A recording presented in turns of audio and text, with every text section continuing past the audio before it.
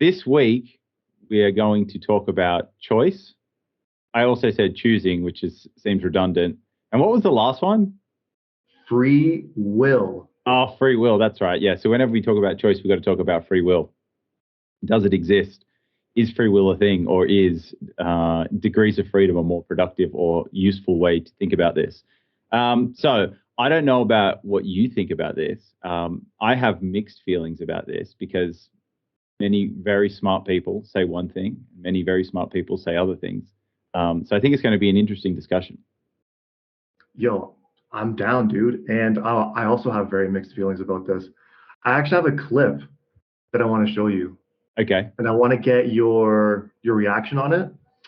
I'll preface by saying that it's a clip from Fox News with Tucker. Fuck, what's his name? Carlson. Yeah, Tucker Carlson. So take it for what you will. I just saw the thumbnail the other day and I clicked on it and I was really surprised. All right, here we go. Americans pay attention to Canada, the entire country could disappear and it wouldn't make the nightly news here. But we watch what's happening in Canada because it's fascinating. How could such a nice country become totalitarian so quickly? Are there lessons for us? Well, for example, a high school student in Canada has been arrested for declaring that men and women are different. Josh Alexander attended St. Joseph's High School, Catholic high school in Renfrew, Ontario. He was barred from school from the grounds for saying that God created two genders, because that's kind of a Christian precept and also common sense. When he showed up for class, police arrested him. You can see it on your screen right now. So we thought it'd be worth talking to him, and now we are. Josh Alexander and his lawyer, James Kitchen, join us. Thanks to you both for coming on. Josh, first to you.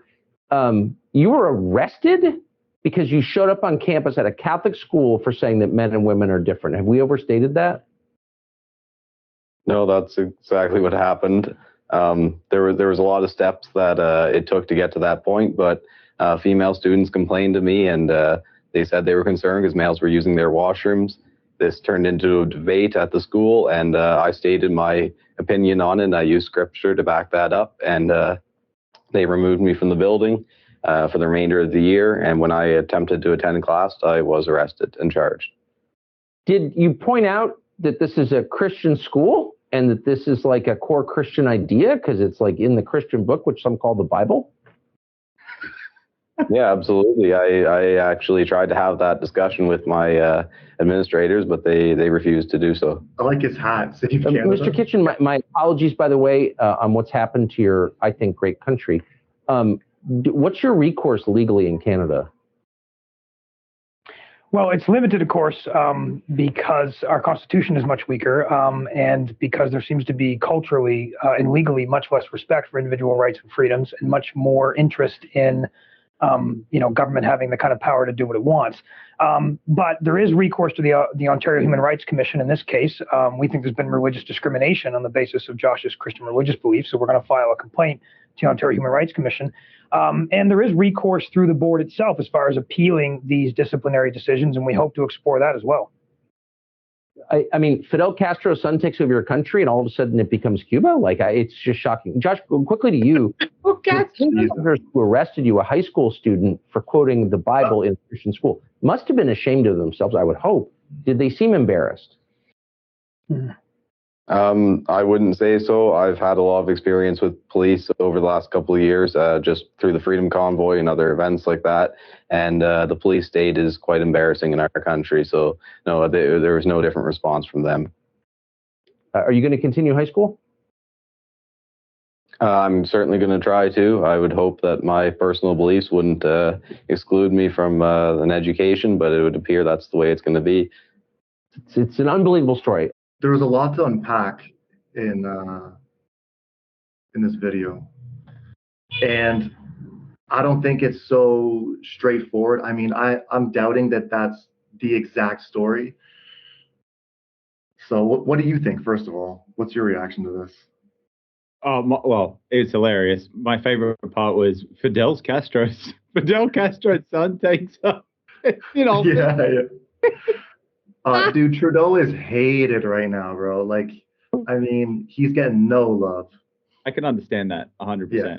Can definitely understand that. Look, it's bonkers. I don't know. I don't know what's being achieved by like by pretending that there aren't biological differences between men and women, and that people born as biological men can become women, and people born as biological women can become men. I understand that there is some nuance there because there are a subset of the population that are born intersex, right, where they are sort of, intersex, like, in between the two. They might have the genitals for both, or they might have, ovaries and then a penis, or things like that. And that does occur. It occurs in, I believe it's the same frequency as redheads in the population. So a small amount, but it's still a thing. So I understand that it's not just black and white, so to speak. There is some gray zone in between. But yeah, it's shocking. It really is. If that is the case, if he is just being arrested for stating that is his belief, that's absolutely ridiculous.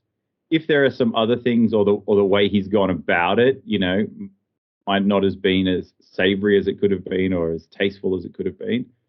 It's also pretty ridiculous that that's what it's coming to. But it's a crazy world, man. So there was a thing that he mentioned, right?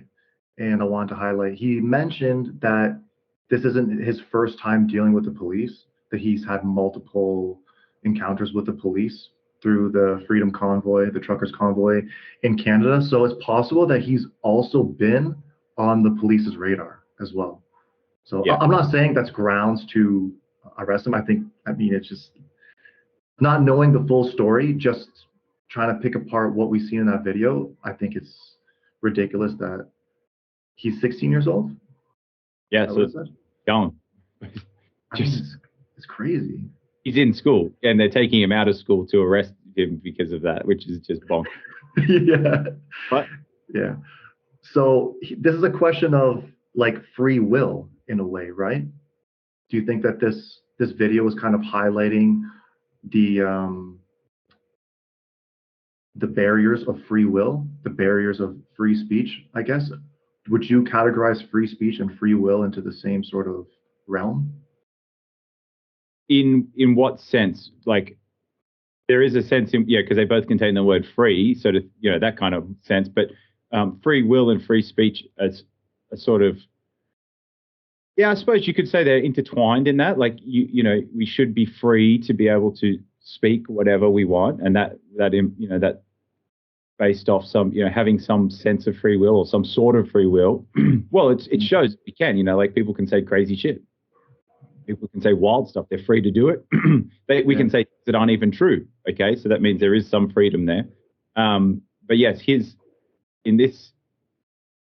it does sort of tie into the free will. With him, it's definitely more of that free speech angle, and sort of, the state or the government is sort of letting him know what he is not free to say or think. And that's definitely encroaching on his freedoms. Okay. So yeah, I think there is a sense in that. But is there another, like, do you want to frame that a bit more, or is there something else you want to say about that?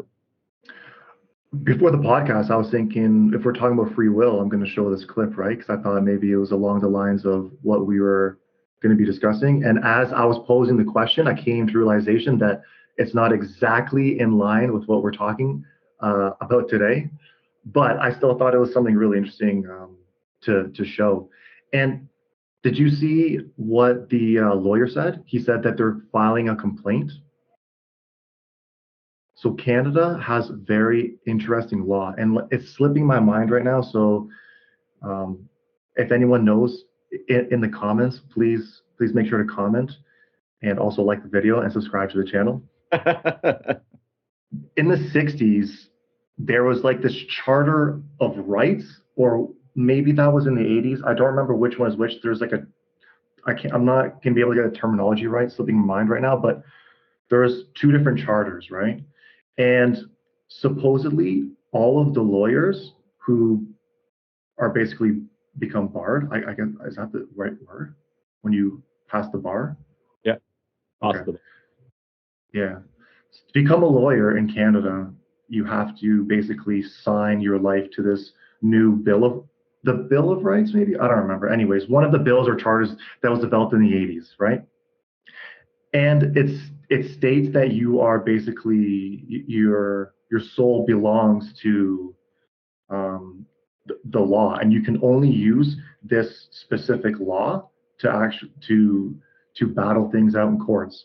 But there was actually another charter or Bill of Rights, I can't remember what the fuck it's called either, that was developed in the 60s to protect Canadians from free speech, I believe, and also to protest and to sort of stand up for what they believe in, these sorts of things, which lawyers are not allowed to utilize that bill or that charter in court. So the only way you can use that one, the one from the 60s, is by representing yourself. And judges hate when Canadians do that. So an example is my mom's friend. She came back from traveling, I believe from Europe. And they wanted to, they were questioning her about the vaccine, if she had the vaccine passport, this and that. And she was basically not cooperating with them. And the police sort of coerced her into this room, right? And they were standing in the doorway. And they do that to sort of intimidate the person that's in there. Because in Canada, as soon as you touch the police officer, like you're done. So if they stand in the doorway, you can't walk through them, right? And at the Pearson Airport, the police that work there, it's like a private contract done by Pearson Airport. So they're not actually part of the police force in Canada. They're contracted by the airport. So they don't actually have the same rights as a real police officer. So holding her there, questioning her there, was actually going against like her rights. And they fined her because she wasn't cooperating with presenting her COVID passport. And the fine, I don't remember how much it was, but it was pretty high, right? And now she had to go to court to fight that. And what she did, because she knew that if she hired a lawyer, they would have to attempt to protect her using the Bill or Charter of Rights, whatever that was developed in the 80s that they signed off on. So knowing that, she represented herself and used the bill from the 60s. And the judge tries to intimidate you, right? Trying to tell you that, I don't know, just try and get you not to use it. But if you stand your ground and you tell, no, like I'm standing by it. I know that this is the path for me, is what I want to do. At the end, the judge just has to throw up his hands and say, all right, I'm tossing out the fine. And that's that. But many Canadians don't know that, right? And it's funny that now this case is being taken on by this lawyer who actually isn't able to fight it as well as if the kid was actually to fight this case alone. I don't know what's going to happen to him, but it's just like a really weird, crazy situation when you call the cops, imagine being the principal, calling the cops. We have a 16-year-old kid here using the Bible, telling other students that there's a difference between men and women. And yes, we're at a Catholic high school. Yeah. So, great. I mean. But the craziest thing is that they're enforcing this, right? Like they're enforcing these ridiculous things. Like, yeah. So to tie it into the free will thing, right? If you want to believe, or we'll get into all of these, but if you want to believe that, we all have free will, well, clearly, or to some degree, yes, but no. So this kid, yeah, he might be free to say some stuff, but he's not really, because now his freedoms are being taken away because he chose to say those things. So he only has degrees of freedom. That's all he has. He definitely doesn't have free will. And he isn't free to say or do those things because he will be punished and reprimanded. And it's the same. It's like, we can think we have free will, but there's laws that exist in each country and they provide the bounds for the freedoms, essentially. Like, what is it free to do and what is it free not to do? But yeah, Canada's an interesting case. It seems to be going pretty bad in that regard. I also had a funny clip. I don't know if I'll be able to find it. I might be. Anyway, I'll just quickly go over it. So there's a lady standing and a gentleman's interviewing her. And he goes, in a few words, what's your problem with, damn it, I'm going to mess this up. What would you say, or what makes you so certain that there are differences between male and female, or something along those lines? And she's like, I'm a molecular geneticist. And then everyone laughs. And he's like, yeah, but no, but like, you know, really. And then she goes in, she's like, well, there are fundamental differences. You know, this is developing your sex is a developmental process. You can't turn that back. You can't reverse it. You can't change it. And then the whole crowd just is like, thank you for finally saying that. But it's ridiculous. And another crazy thing is like, well, what makes a woman a woman? So apparently now, or previously, what it was is if you had the female reproductive system and you had the chromosomes of a woman, right? Those two things essentially made you a woman. So that's your biology, right? Now it isn't that at all, right? You can still have you can have a penis, right? You can have different biology, but if you put high heels, makeup, and hair on, now you're a woman, right? Or if you identify as a woman and then you put high heels, makeup, and a wig or whatever, then now you can be a woman. So it's just like, it's absolutely insulting. Another crazy one was, did you see that the Woman of the Year award? So it was International Women's Day just a few days ago, and a whole bunch of biological men won the Woman of the Year award. Okay, so like if I was a woman, I would be pissed because this is ridiculous. But as a man, right? As a man, I'm a little bit proud. You know, like guys are fucking amazing. Like we can be better at being women than women.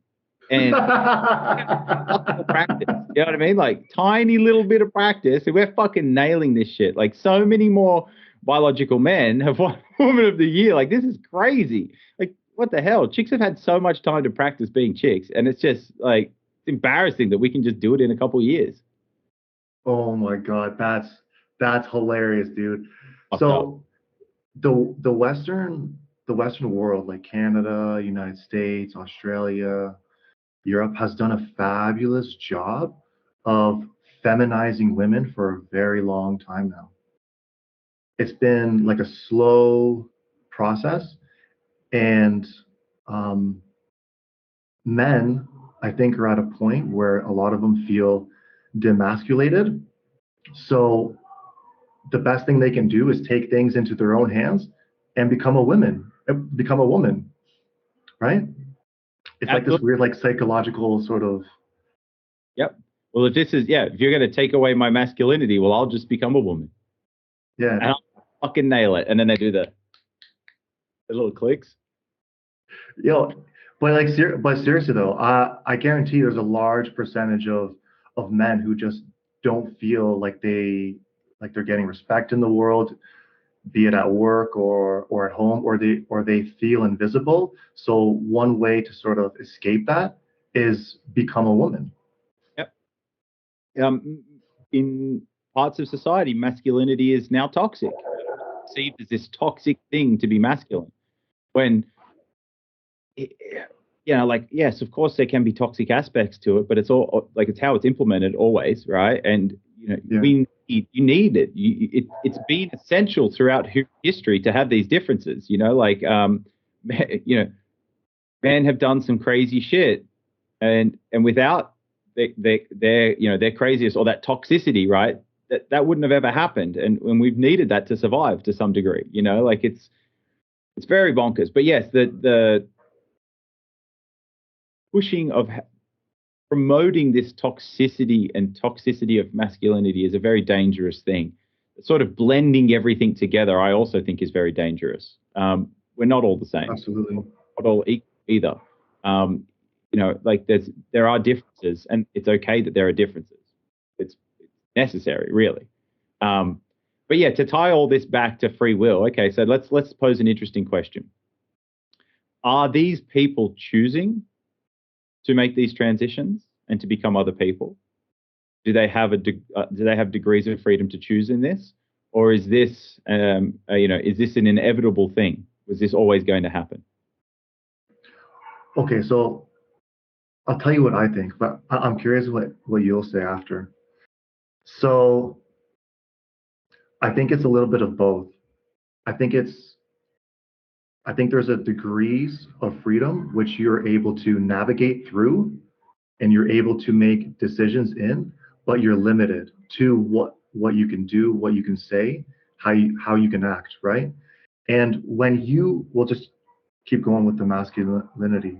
By the way, misogyny and masculinity are two separate things. For some reason, society's getting those intertwined, and I'm not really sure why. But anyways, if society has been demasculinating, men for a long time now, that's sort of like shortening and decreasing degrees of freedom that men have. So one escape route to have essentially more freedom is to become a woman. So yes, you are making that decision. However, you are also being pressured into making that decision based on the degrees of freedom that you have. And if you see that women's degrees of freedom is growing, is being amplified, while men's is shrinking, I'm just going to jump over here. It seems like a way better life. I'll give that a go and see how it goes. You know what I mean? Yeah, no, it's really interesting. And that also comes in. It's like, so are these people really choosing, or is the state space changing and their choices are getting narrowed so much that the only sort of reasonable choice is to do the ridiculous thing? Interesting, eh? Yeah, like I'm gonna stick to, I think it's a bit of both, but I believe that the pressure really forces people to make irrational decisions. But I don't know. What do you think? Well, it depends on how you choose to look at it, right? It's not really rational, and not all decisions are rational, and not all decisions need to be rational. That's a broad misconception, I think. There's a large part of economic theory that was based off rational actors, and that was terrible. It never worked because people don't act rationally, right? It's just stupid to think that that's the case. What do I think? It's a tricky topic. Like you said, there's sort of been an attack on masculinity been going on for quite some time. And they've definitely sort of, it's been certain male tendencies have become demonized in a way. Certain male, typical male traits, or not even necessarily typical, some even atypical, have been demonized as well. But because they're being taken out of context, right? Instead of thinking like, why has this been the case? Why is this the case? Or why could this be the case? We just, black and white, good or bad, that kind of thing.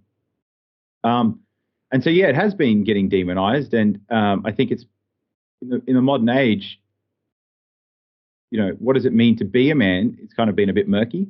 Like, what is their role? What are they to do? All this kind of stuff, like throughout human history,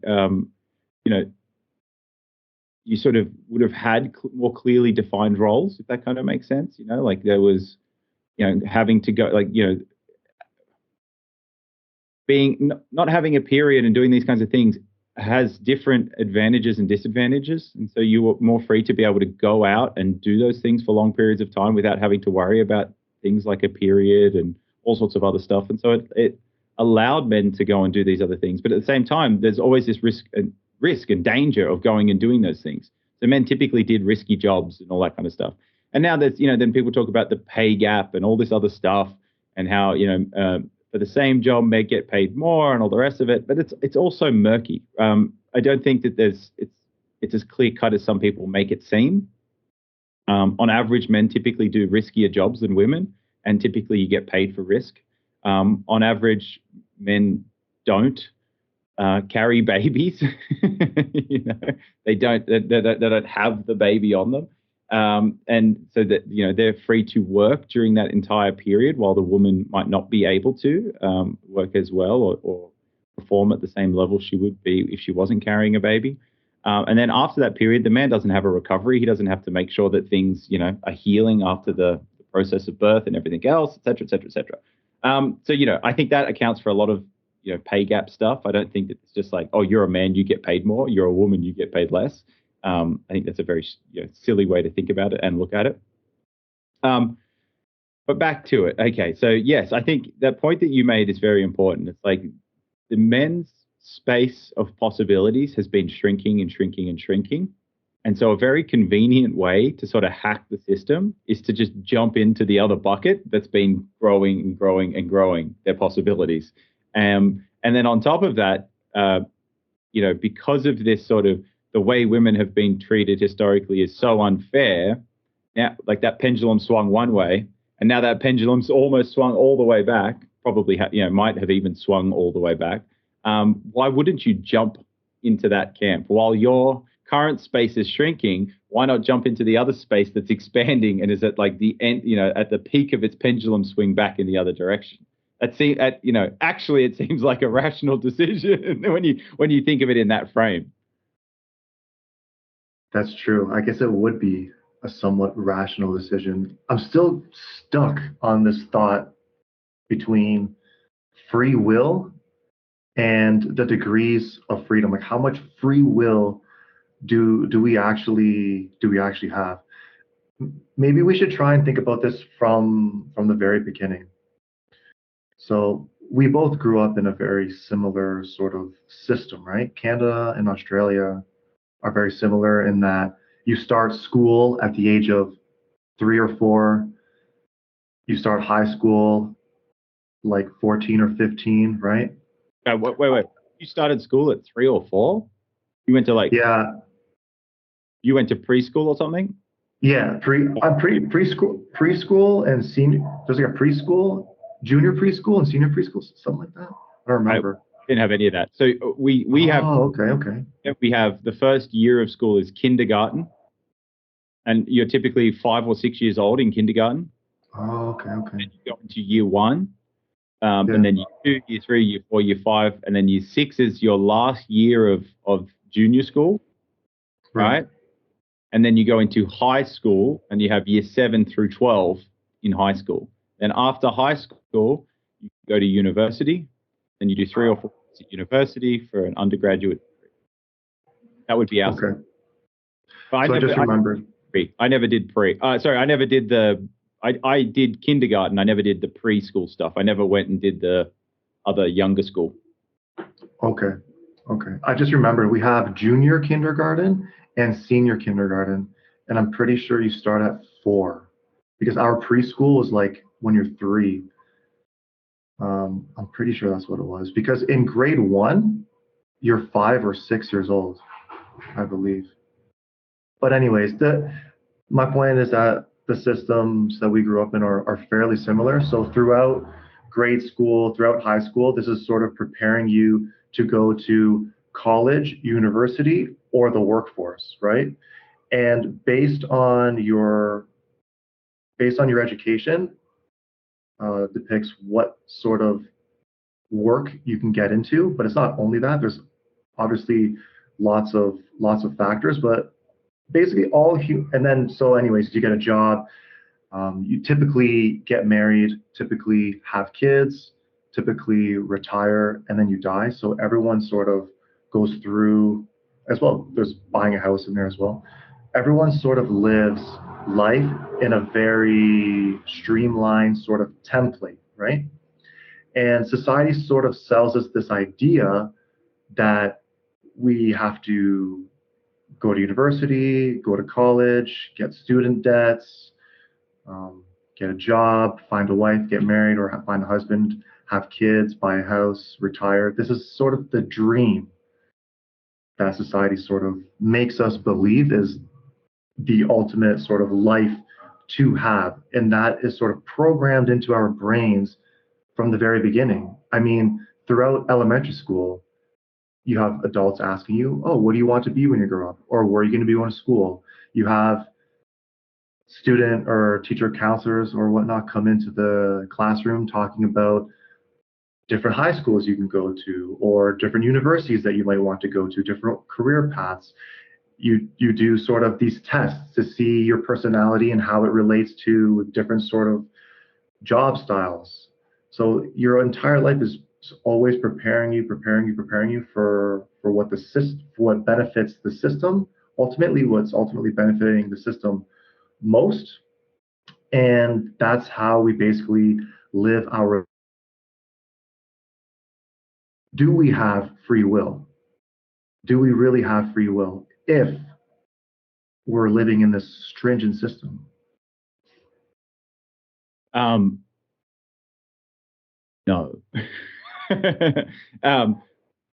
Yeah. You don't even need to talk about it in terms of in the stringent system. It's there's okay. So there's lots of people who like to say that free will is an illusion. Okay, and that we don't have any. And I understand I understand that, and I typically agree with it to a degree. That kind of makes sense. So again, like I don't think we have free will in that sense. I think we have degrees of freedom. Okay, but it's sort of useful to think as if we have free will. That kind of makes sense. Now, like you mentioned with that system, like you're just highlighting how sort of the lack of total freedom there. But that's also not necessarily a bad thing. So think about it like this is something I think about. And if you think about it in this way, it kind of highlights how ridiculously overwhelming absolute freedom and free will would be. Okay. So imagine if you sort of did have this ultimate free will where you could choose anything, right? Or, you had the ability to choose between everything, which that in itself would overwhelm you. You would spend all of your time trying to figure out which choice to make because there's an infinite possibility of choices. You'd probably never make a choice because there's just too many to choose from. So we need to constrain in that regard. So we need to have some bounds on our choices because otherwise, if it's unbounded, we would get lost, so to speak. And so there's sort of a way to sort of summarize that, which is like everything is nothing and nothing is everything. So if you have all of the choice all of the freedom to choose, you would end up choosing nothing because it would overwhelm you the amount of choices the amount of freedom you have with your choice. That makes sense. That's an excellent point. And I agree with you. Humans do need boundaries. We do need some sort of system or some sort of way to organize us in order to progress, in order to see progression. And the free will, I guess, the choices that we do have in life is what we would like to study, where somewhat, right? That obviously there's degrees because based on your talent that you have, your work ethic that you have, availability of jobs, who you met, there's all these sort of factors. But we do sort of have a choice if we work hard that we can achieve a lot of the things that we would like to and possibly achieve our dream job, which isn't, I don't think that's available to 100% of people, but it's definitely available to a certain amount of people. So we do have that ability to make choices. I think I've had this conversation a few times where I think, or maybe a teacher mentioned it, that you chose to come to school today. You didn't have to come to school today. But I don't think that is a choice. I think you have to go to school because there's consequences if you not going to school, right? And if you choose not to go to school, you face the consequences. And so the consequences are sort of driving you to make the choice that, well, yeah, I'm gonna have to go to school today. yeah. So there's a whole gray area with all this stuff. So you're right.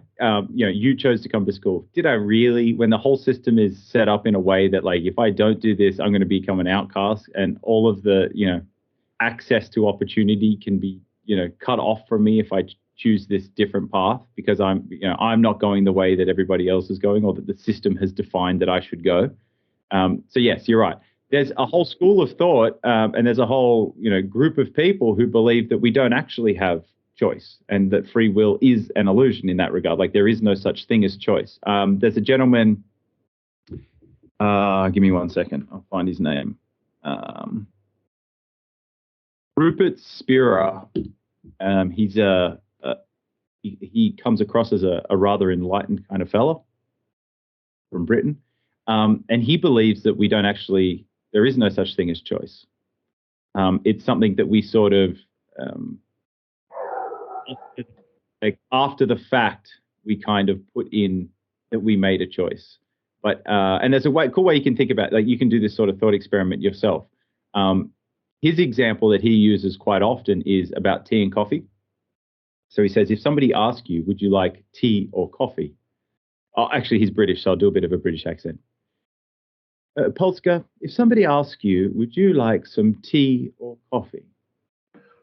I would like Coca-Cola, please. You can't fuck up my guy. We got to stick to the script. Okay? You don't have free will. You don't have to say Coca-Cola. All right, sorry, guys. A tea. Yeah, so a tea.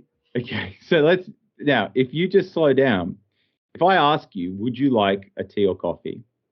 Don't say anything. Just think, right? Don't even think. Just sit there. Does anything just pop into your mind? Other than tea and coffee? Well, of course it's going to with you, because you're a jokester. But yeah, I'm a psycho. I'd be looking at him and I'd be analyzing him. I'd be thinking about what kind of sick joke can I make right now? Who's sitting at the table? Who will I offend? What can I really say? Do you have a choice to do that or not?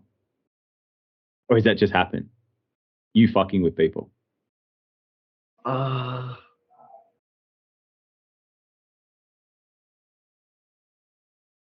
don't know. I don't know. I'm confused now. Okay, so we can think through this, right? So yeah, he sort of says if somebody asks you if you would like a tea or a coffee, something will just pop into your mind, right? Something will just emerge. And then he says, now, all you can hold in your mind at any one time is one thought. Yeah. And so, that thought just popped into your mind. So between the first thought, which was, no, you weren't thinking about tea or coffee, and then somebody asked you, would you like tea or coffee? Then comes the next thought. And between two thoughts, what is there? A decision? No. Sorry, guys, I'm fucking this up. No. It's good. It's good that you say a decision. That's what most people would think, but it's just an awareness, right? Just an awareness. And so he sort of concludes from all of this that there is no such thing as choice. That's what he's sort of getting at. Now, I take a slightly different thing, a different way of looking at this. And I think that we have our subconscious mind and we have our conscious mind. Okay. And our subconscious mind is doing like multi-computation, right? It has many different threads doing many different things. It's kind of like the quantum mechanics, so to speak. And then our conscious mind is like general relativity, where we have one. So when we throw a ball, it goes in one path. Or in quantum mechanics, you throw a ball, it goes in every possible path. Right? We did that early on in our pod, back to the Wolfram model. So I think, and there's a connection between the two, but you can't consciously access your subconscious, right? Because you're using a one thread of computation to try and access a multi-computation thread, and you can't be in that multi-computation thread and still have a coherent idea of what it's like to be an observer or have an identity such as yourself. Okay. So I think that he's right in a sense, but I think that at the same time, it's not for the reasons that he's sort of putting it down to. It's that there is this multi-computation or multi-threaded computation happening in our subconscious. And that's where these things pop up from. And we observe them in our conscious mind, where our identity is as well. And so we think that we had that thought, right? And so then when we try to think, well, where did that thought come from? If you meditate a lot and you try and find it, you realize you can't really figure out where that thought came from, because it came from this incredibly complicated multi-computational thing, right? So he's of the belief that we don't have the ability to choose, but I'm of the belief that we do have the ability to choose, but possibly not as much as people, sort of inherently think. Okay, I'm gonna ask a question because I'm just trying to understand. So imagine that you are sitting in a business meeting with someone with a client, a possible client who is going to be buying your gym. Shout out New England Barbell. And the waiter comes over and asks the potential buyer if they would like tea or coffee. They say they would like a coffee, right? How is that going to change your decision in what you're going to order? Are you going to order what you actually want, or are you going to order a coffee as well, so you're sort of, you feel unified with this potential buyer to sort of, not break the ice, but sort of set this tone? For me, I would like to believe that I would order what I would want. But I can't guarantee it.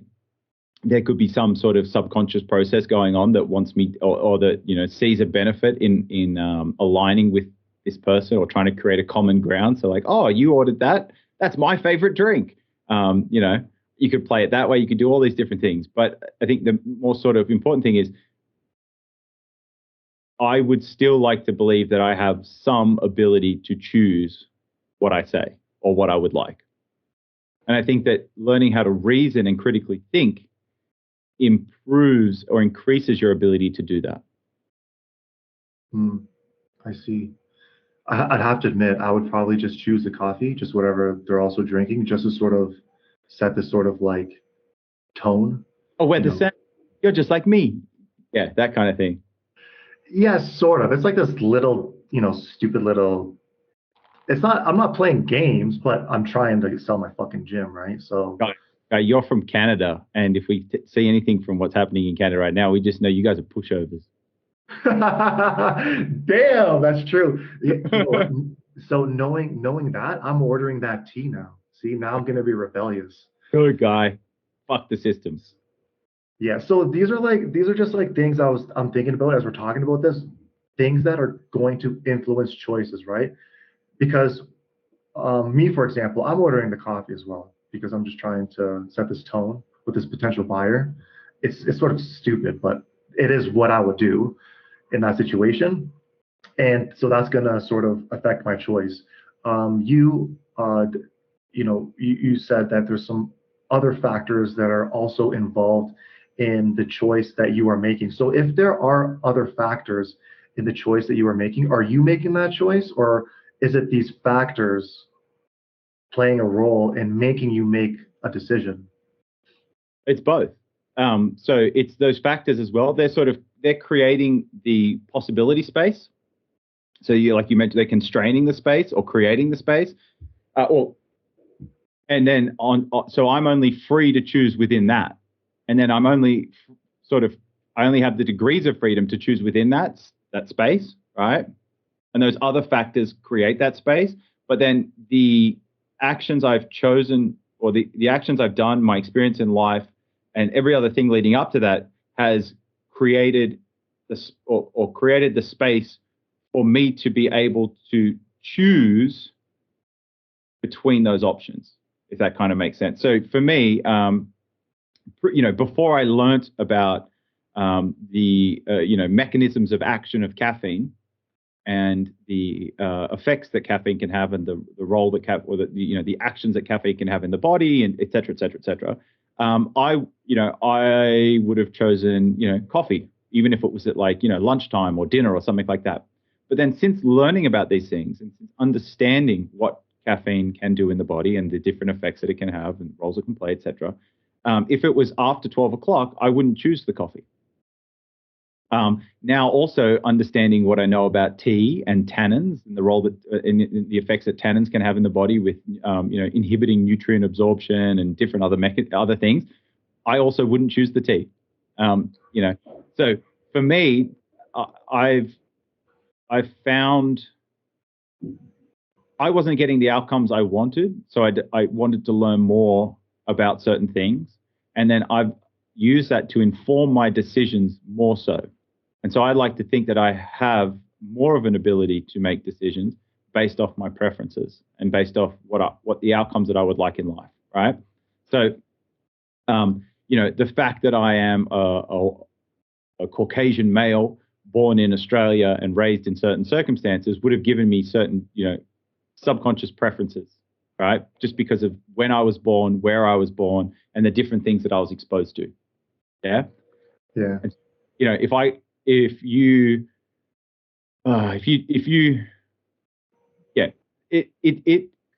it's created the space for me to have the preferences and have the likes and things and those that I have currently. If I was born in a different time in a different place, I'd have slightly different ones, or maybe even greatly different ones. Does that kind of make sense?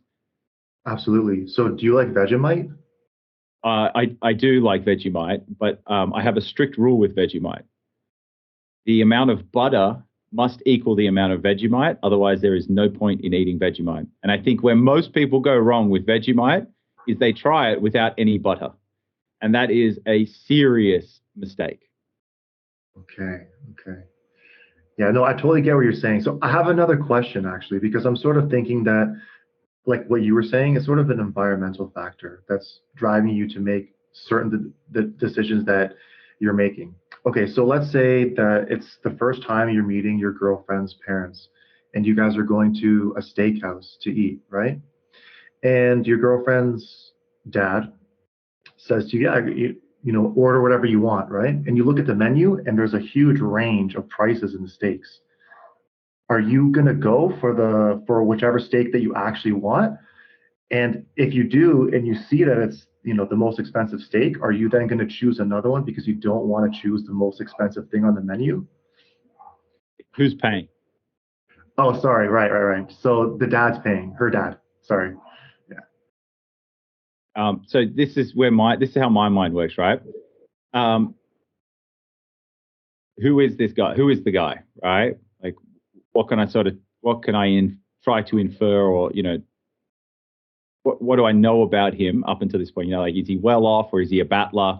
Is him taking us to dinner a really big deal because he doesn't have a lot of money, et cetera, et cetera, et cetera? Or is he a baller and he's got heaps of money and the price doesn't matter? I would consider that. I would also consider my financial position, right? Like, can I afford to have that kind of steak? And if I was to order it and pay for it, like, would I be happy to pay for it? All right.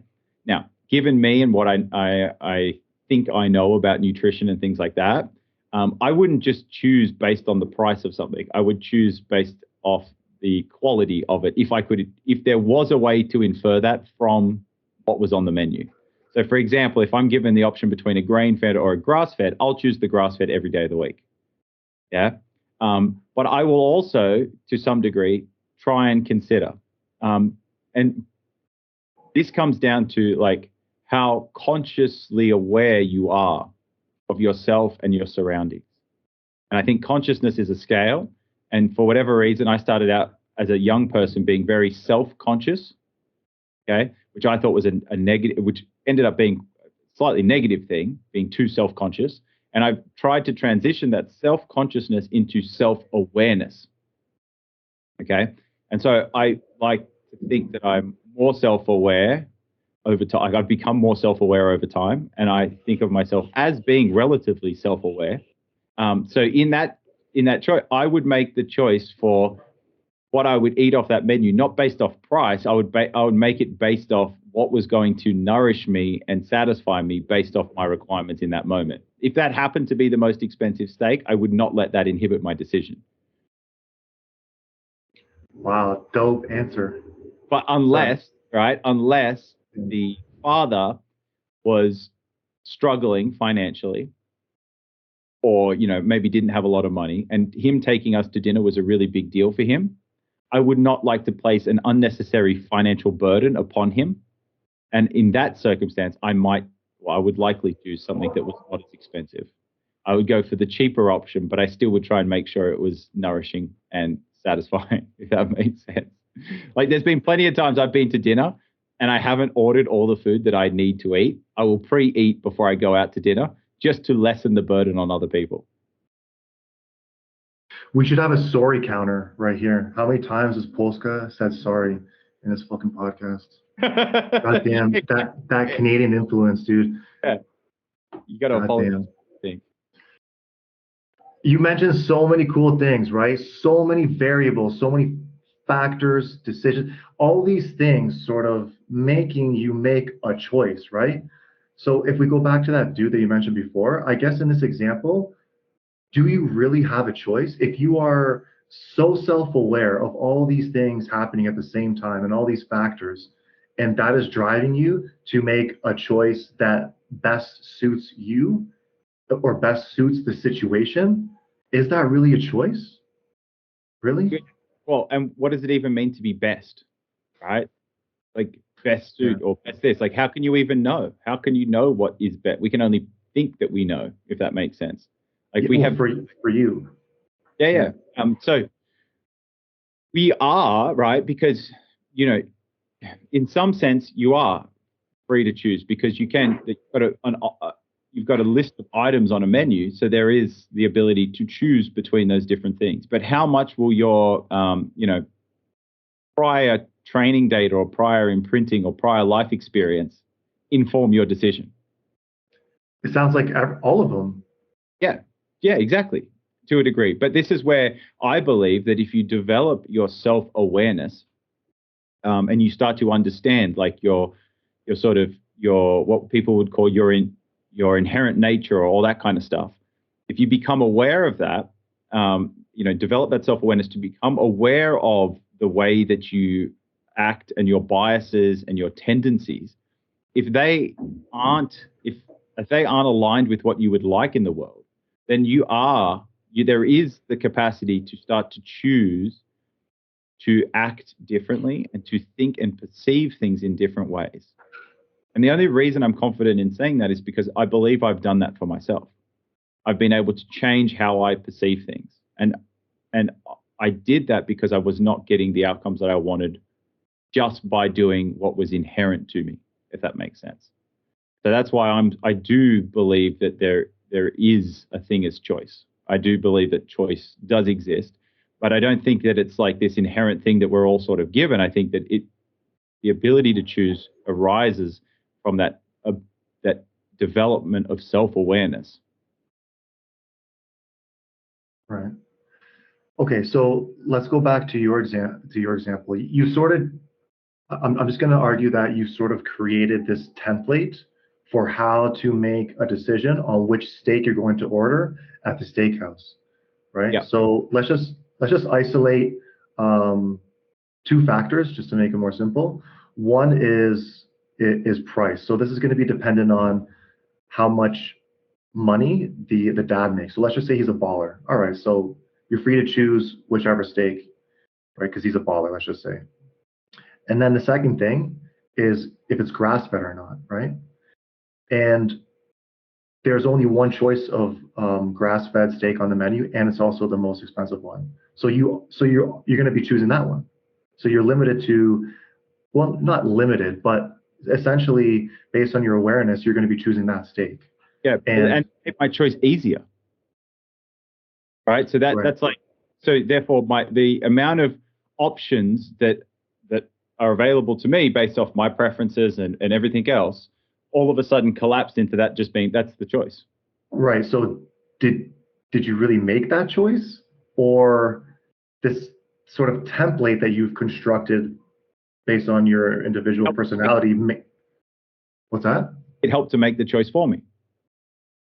And I do that because there are so many choices. Like, when you really think about it, like with everything, there's literally there's like infinity of choices that you could make, and it's too overwhelming. Yeah. So this is what to me knowledge is. Knowledge are these structures that help you pass the universe in certain ways, and again, constrain the space, constrain the space into like manageable chunks, if that kind of makes sense. So okay, and we can let's keep the food one going.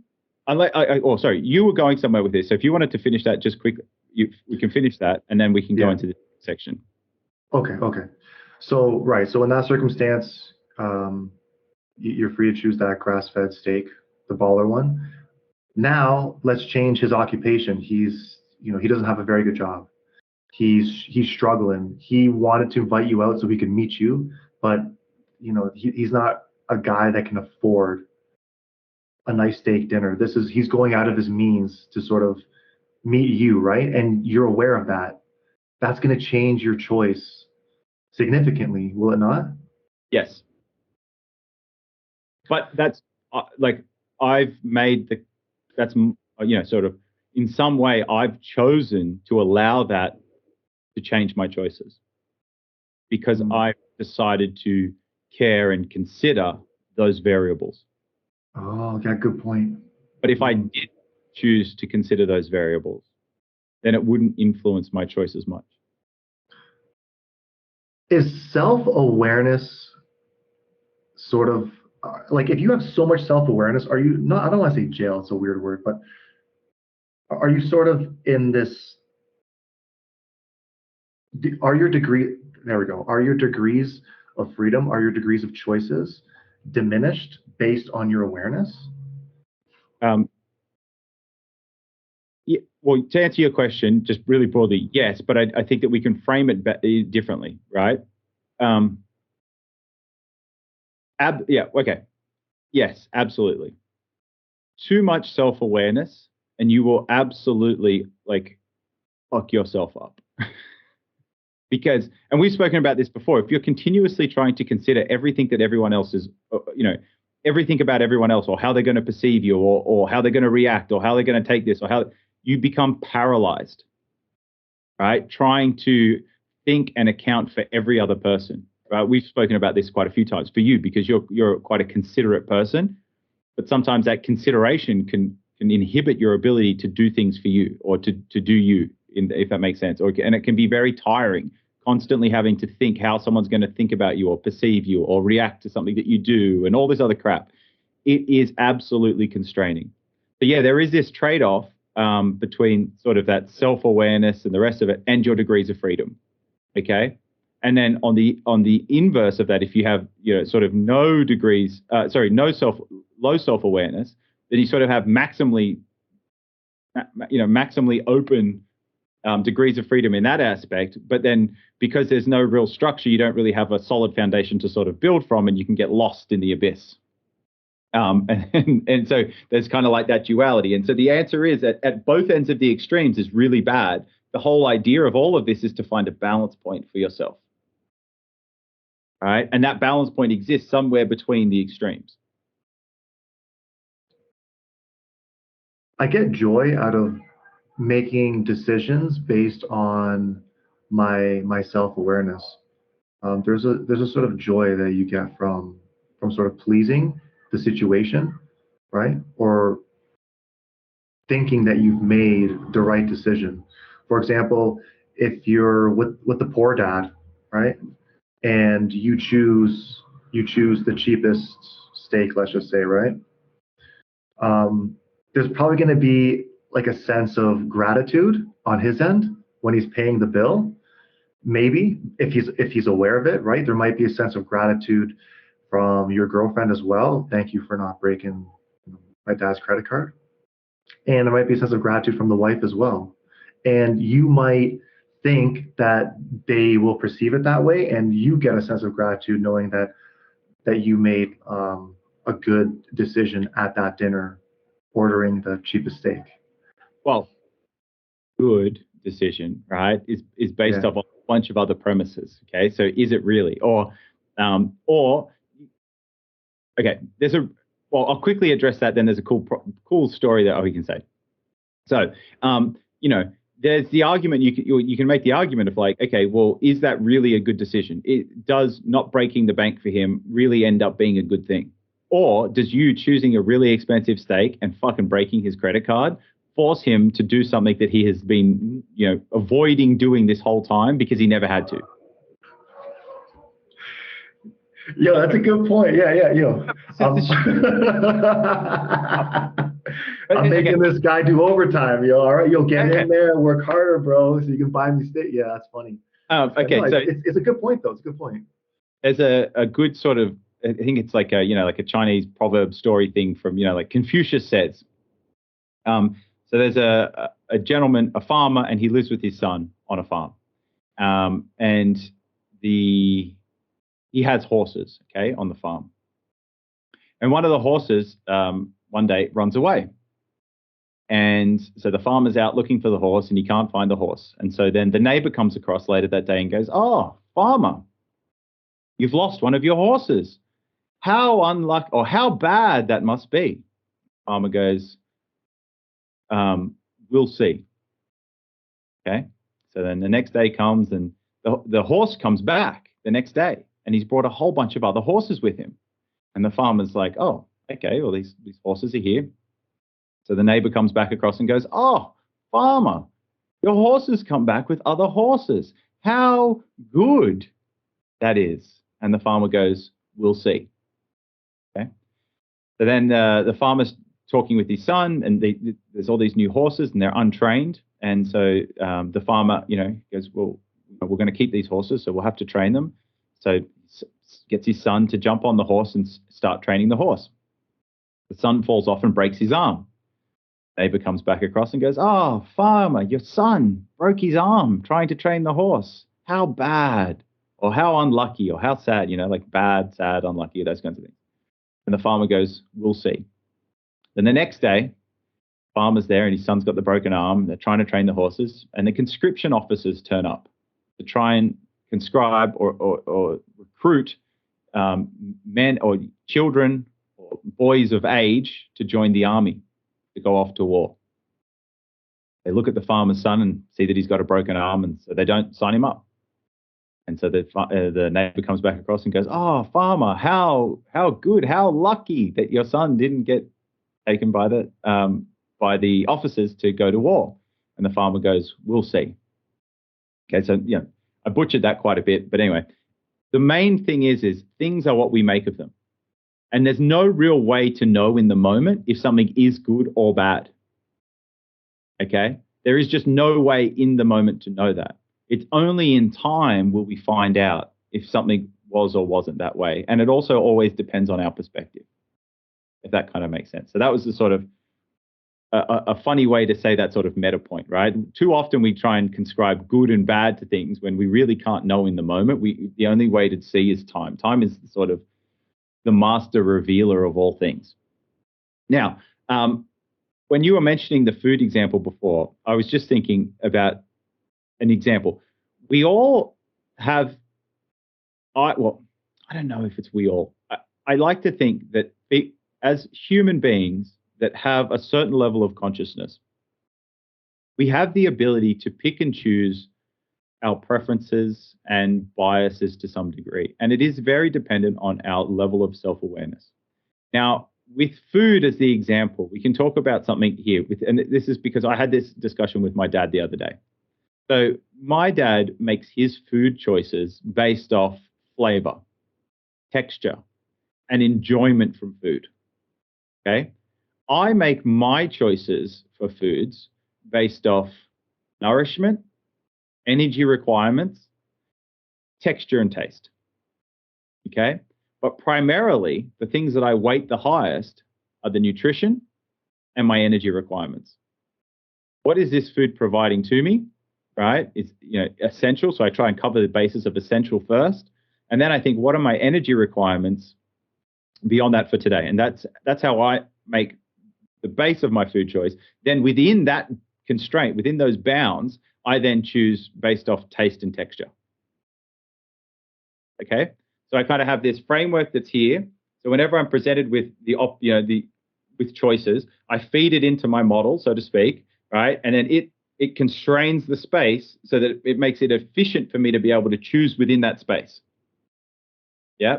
And I think that unless you have some bounds, you can't make a choice, because if it's unbounded, there's too many things to consider. We're computationally bounded observers with finite time. We can't explore all possibilities. So therefore, you can't make a choice in that regard. It's essentially just like picking. And I think there is no choice there. But if we use knowledge, then we can we have a greater propensity to make choices.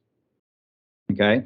But you have to constrain the space, and you have to pick some way of looking at it. You have to pick a reference frame for looking at this thing.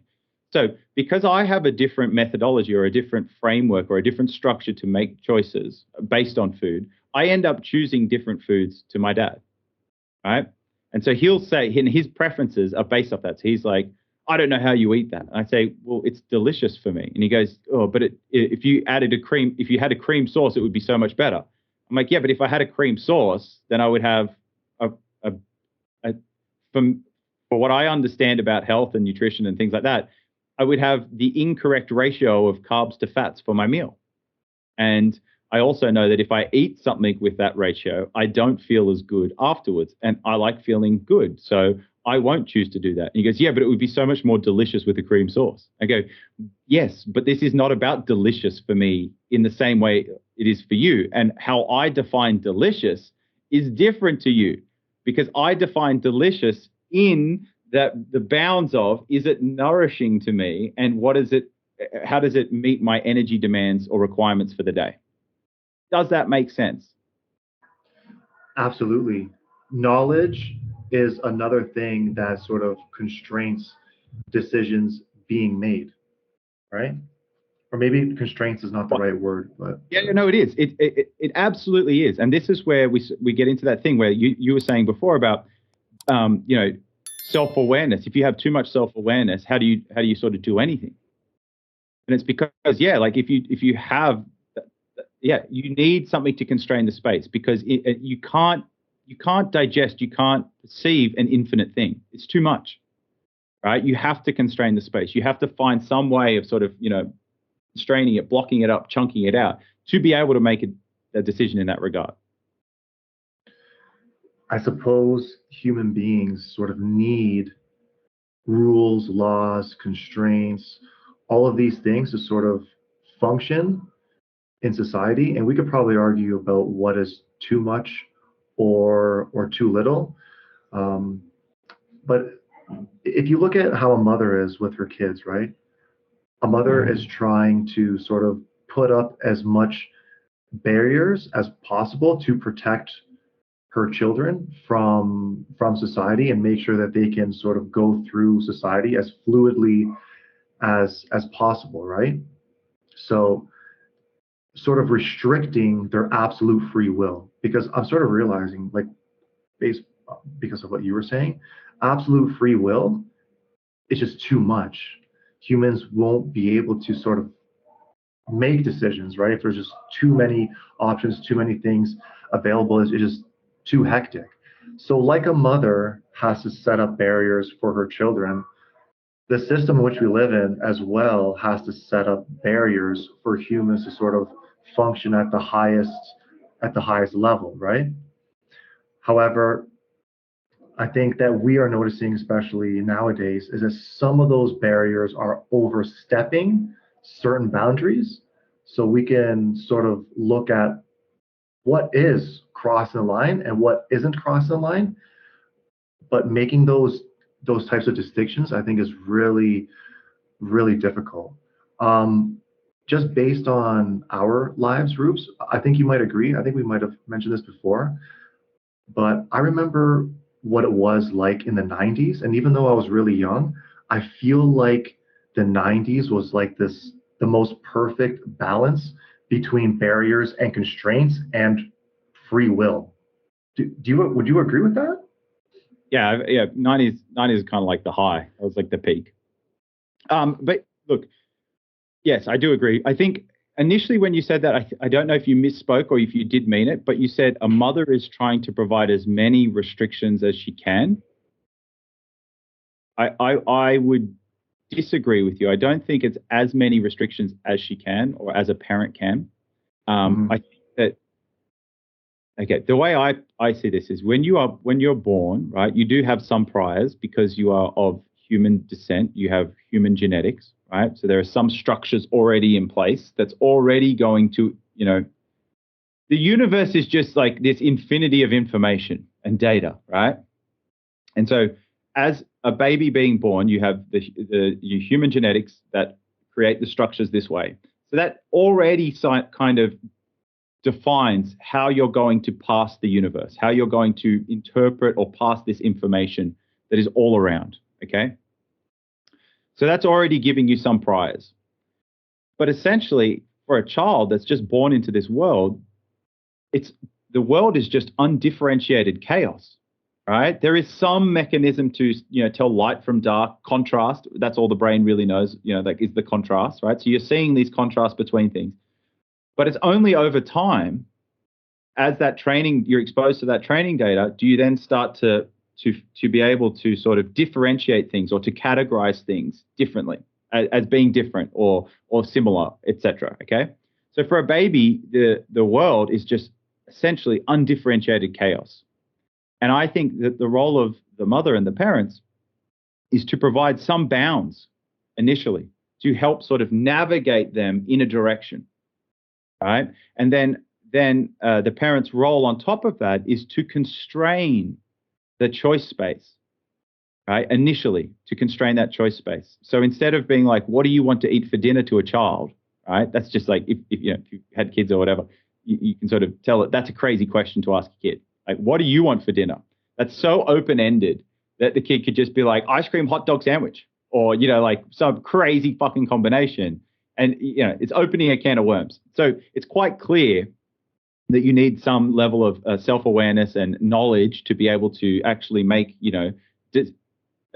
decisions in this, effective decisions or decent decisions, right? So the parent's role is to sort of indirectly teach the child how to make decisions, right? By giving them very simple choices. And this is the way I like to frame this is when you're with younger children, you want to constrain the space so that they learn how to make decisions that are sort of rigged in a way, right? So instead of asking the kid, do you want to come to the park with me, right? Or do you want to come and exercise? Or that kind of thing, right? You go, do you reckon we run for 20 minutes or we run for 25 minutes? So you're giving them a choice in a way of between 20 and 25 minutes, but you're not giving them a choice of what you're doing because you've already stated that you're running, okay? And so we use the food analogy with kids, right? Okay, so for dinner, would you like to have steak and butter or would you like to have lamb chops and butter? Right? Like there's a choice there, right? But it's a very easy binary choice. And you've constrained the choice space into choices that, are of good nourishment for that child in terms of, you're not going to ask them, do you want to have a steak or ice cream for dinner? Right? Because we know it's just like, that's just stupid. You're rigging the game to lose. So essentially you want to rig the game to win. But I believe that the role of the mother and the parent and the parents and the community as a whole, the greater community, right? The tribe that helps to raise your child is to sort of impart the ability to make these decisions and then to eventually over time sort of understand why they might be making those decisions. But even then, if it's getting complicated. Do you have a comment on any of those things? I think you articulated it a lot better than I did. So basically what you're saying is that the parent's role is to set up certain boundaries, right? Correct. Yeah, I agree. And as the child develops, you can expand those boundaries so that they have more room, right? More room to play around and make their own mistakes and learn within that space. But initially, if you set it too big, too quick, you're essentially setting the kid up for failure, right? And it's kind of like, think about it like a structure. You're essentially building a structure. You want to start off with a nice, solid foundation where you can get consecutive sort of blocks on top of each other without misstep. And then as the child sort of learns how to do these things, you just expand that space so that they can start to explore it more broadly as their skills and their ability to do so develop. So Why do you think that we just continue getting more and more liberal? It seems like we can just never not be liberal enough.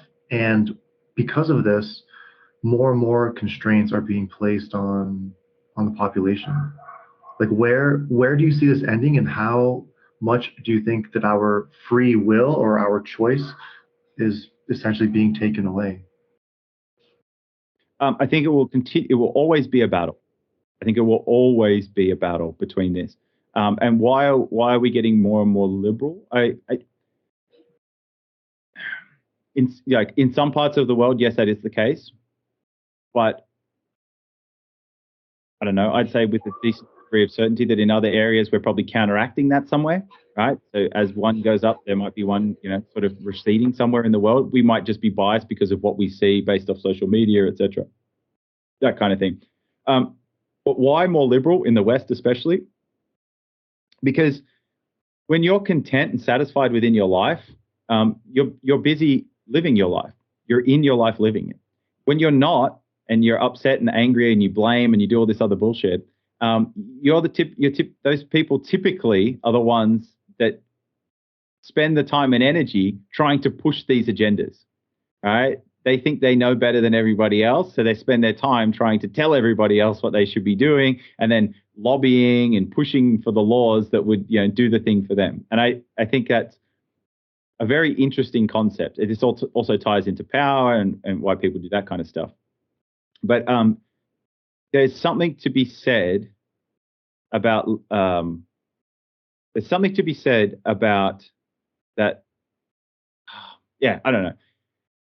There's a weird thing where there's a subset of the population who who spend their time and energy trying to tell everybody else what they can and can't be doing.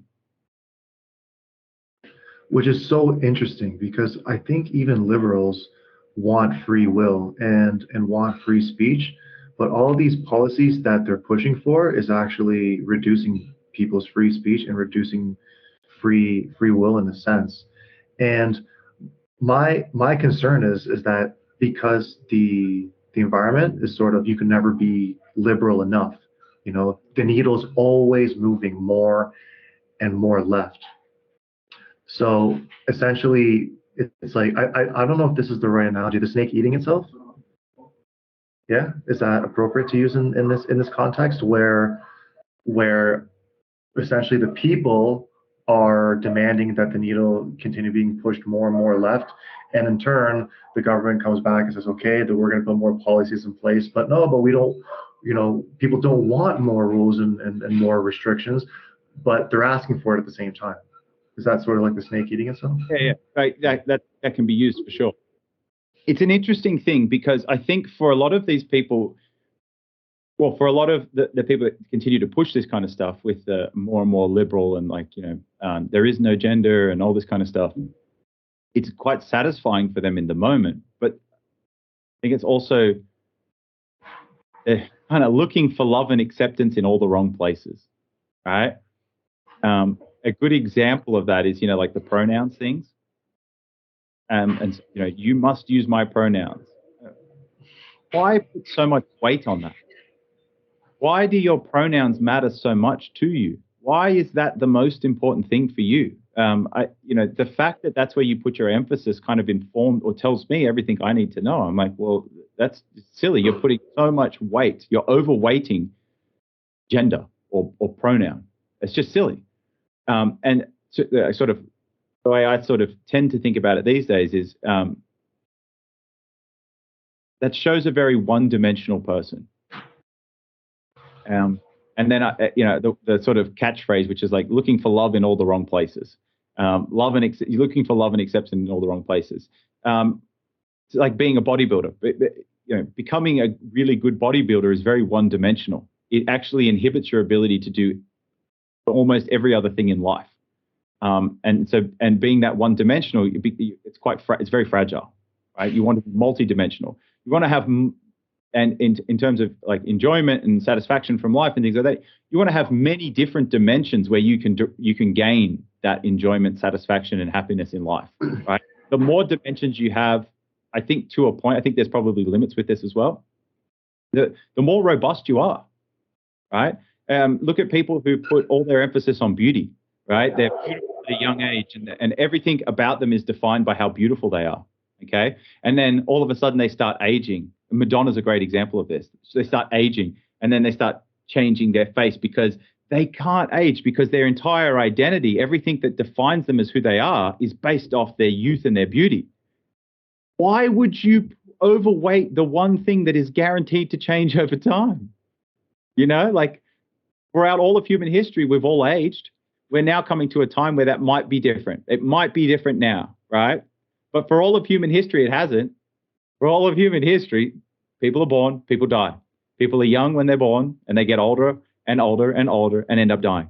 So why overweight it? And it just shows you it's a lack of diversity. It's a very one-dimensional existence, and I think that fundamentally is unsatisfying. And when you overweight that thing, and you're biasing that one dimension, or that one dimensionality, it inherently cannot be satisfying enough. And then you've got to go out and try and like get everyone else to sort of adopt your belief system to validate it, because intrinsically it's not valid within you, because it's standing on one leg, which is the one dimension kind of thing, you know? Whereas when you have a multi-dimensional approach to these things, you have a much more solid base. I don't know if I know what I'm trying to say. It's just struggling to articulate it. No, I got you. Yo, shout out Madonna, by the way. Dude, she is incredible. Like, how many artists are at her level? You know what I mean? Like, she has hits after hits after hits in all sorts of decades. When did she start? 80s or 70s? 80s or 70s, right? Like 80s, 90s, 2000s, 2010s. Like, she has like 50 years of hits in all these different genres of music. It's insane. Absolutely. Why? Have you seen lately? Have you seen her? Yeah, I've seen the what's it called? The face. The Saw guy's face. What's it? That's her face. Yeah, but what's the guy from the Saw movies? The little. That weird. I don't watch horror movies, by the way. But yeah, I know that I've seen the picture you're referring. I know what you're talking about. Yeah. Puppet thing. And she's beautiful, man. That sucks. It's just trying to stay relevant and young. What's that, Rubes? Why wasn't that enough? Do you know what I mean? Like, you just mentioned how successful and talented she was, all right? And she sort of, why wasn't that enough? Why still trying to maintain all of that? Like, what's going on there? Do you know what I mean? Yeah, there's obviously an unhealthy inner relationship that she has with herself, allowing all these outside sort of pressures to get her to be making these choices. And it's really hard to blame her, because she's been in this sort of bubble for so long, for so many years. I mean, she is probably so dissociated from what is reality. You could just imagine how many yes men have been around her entire career, and how she's been in the spotlight. So she for sure feels social pressures to be relevant. I know that it hasn't just been these exorbitant changes she's made to her face, but also the way that she's been acting in public as well. Making like sexual, I don't remember what award show it was at, but she was on camera making a whole bunch of different sexual gestures, just inappropriate sexual gestures. I don't know if you've seen, like, there was one where she was pretending to be sucking a dick, and it's just strange behavior from a woman of her age. Like, she can do whatever she wants, but I don't think it was the best choice. And I feel like that's part of it, her just trying to continue being relevant and in the spotlight, acting out and making these exorbitant changes. So think about it, right? If you don't define yourself, then the society will define you, or the system you're in will define you, all right? And there's obviously going to be some grayness there too. But what I see it is she's obviously unbalanced in a certain dimension or a certain direction. Okay. And because of that, you can see the physical manifestation of it, right? As opposed to, like, to me, it seems as if she has overweighted the physicalness of beauty as opposed to the spiritual or psychological aspects of beauty. Okay. And because of that, we can now, we can sort of see what that leads to. And that's led to the sort of, disfigurements in some sense of her face, which I do not perceive to be as beautiful, but there's potentially people out there that do, and all the power to her. But I think that it highlights the fact that she's overweighted a certain direction or dimension, which is the physical aspect, and underweighted the other, right? Because, I don't know, my perception and belief on this is this appearance, right, does not solely make me ugly or beautiful or anything else.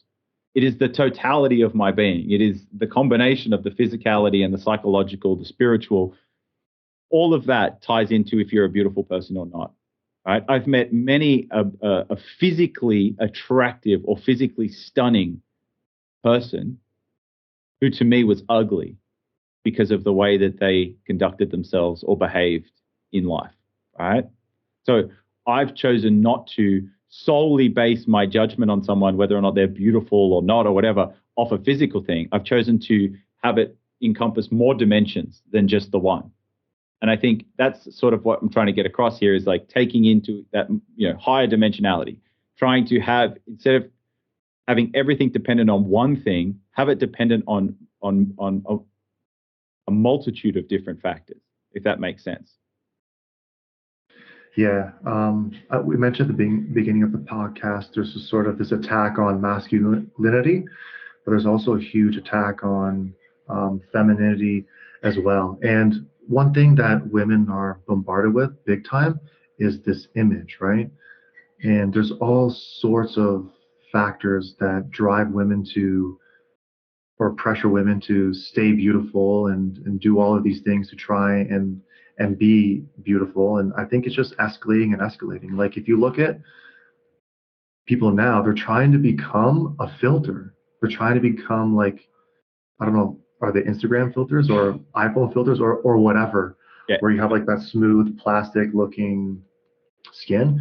And I think that that's what Madonna went for. So she's trying to, she obviously had very high highs, and she's trying to preserve those highs, right, through the mechanism that she originally got them, which was her youth and her beauty, right? But you can't preserve that because that changes over time. So then diversify, get out into other aspects. You know what I mean? Yeah. I really hope people can open their eyes and begin to see that, because there's so much pressure, especially on women, to stay young and beautiful. And it's just absurd. It just doesn't make any sense. Because like you said, humans age. We age naturally. And it just is what it is. But what is beauty? Beauty is in the eye of the beholder. Okay? So if everybody's trying to become the same kind of beauty, the same, with the filters, with this homogenous idea of what beauty is, like the fake butts and the lashes and all this, whatever it is, whatever the common definition of beauty is. If you try to be that, it's a fool's errand, because you're never going to be that. And when everyone else is that, then it's not special anymore. And this everything is nothing, nothing is everything, right? It's this duality between infinity and zero. Okay, it's the fact that if everybody starts trending towards this idea of what the average, or what the consensus is beautiful, then you won't be beautiful, because everyone else will be that thing, and so it stops being special. And so the most beautiful thing you can be is the uniqueness that is you. Take what it is to be you and realize that to its full capacity. Explore those dimensions, your unique dimensions, as best you can. Stop trying to become homogenous or similar to everybody else, because that's where you lose your speciality, right? It's the same bullshit that's sold with we're all equal. We're not, right? And it would be terrible if we all were. Like it takes away all the specialities. We're all, if we were all just equal, we would all just be homogenous, and we would all simultaneously be nothing, because there is no difference between us. We're all equal, therefore we're all the same. It's just one thing. Yeah, it's the uniqueness and the difference that creates the speciality. It's like, I'm slightly passionate about this, but yes, I think that the problem in modern society is the fact that it's our epistemology, it's our belief system. We, stupidly believe that beauty is just this physical thing, and that there is a definition, that there's a universal definition of beauty, that's not true. Beauty is in the eye of the beholder, right? And there can be many different instantiations of beauty. And in fact, it's good to have unique beauty in that regard, right? Create your own. And it's not just physical, it's psychological, and it's spiritual. It's a way of being. It isn't just a physical thing. Absolutely, dude. That's a dope ass message. I kind of want to riff on that, kind of add on that, is that a lot of the times, a lot of the changes that we're faced in society happen because of us. I think that each of us need to look in the mirror and really see and understand who we are, because we can't just continue blaming the system for making these changes. We can't continue blaming politicians and policymakers and large business corporations for making these decisions. It starts with us. We are the ones allowing a lot of these changes to happen, and we're the ones also making them happen, asking for them to happen. So we need to stop sort of blaming the system and really look at ourselves first and be the change that we want to see in the world. Like it really does start with us. We don't have to be easily manipulated by headlines, by what we see in the news, by what we see in YouTube. We need to learn how to critique things and not just take things at face value, but really look into things and really understand why some of these policies and rules are being put in place, why the government is asking us to do certain things. Do your own research and begin to sort of try and think for yourselves and trying to make your own decisions. Because if you don't, if you just like let things happen, then we will just continue down this path of more rules, more regulations, more control. And it's really our fault. We're allowing it to happen. Yeah, we well said. But we are creating. This is my thing with you look at how many laws and regulations are created each year, and it dramatically it outweighs the amount that are getting destroyed. So we're creating more and more restrictions, right? And if you think of restrictions, these are boundaries, right? What is a cocoon? A cocoon is a boundary. So we are cocooning ourselves in these laws, rules, and regulations, right? We are creating these massive constraints. Now, we need some constraint, right? Because we need to be able to sort of provide some bounds.